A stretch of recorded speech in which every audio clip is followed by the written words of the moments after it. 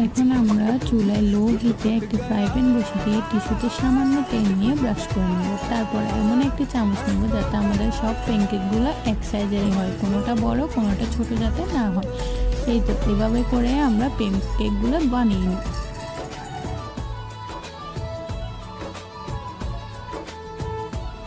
যখন দেখবো যে এখানে বাবল কেক হওয়া শুরু হয়ে গিয়েছে তখন আমরা বুঝতে পারবো যে আমাদের প্যানকেকের এক পিঠ হয়ে গিয়েছে। তখন আমরা উল্টিয়ে দিয়ে 1-2 সেকেন্ড রাখার পর রেডি আমাদের প্যানকেক। এভাবেই আমরা সবগুলো বানিয়ে নিই।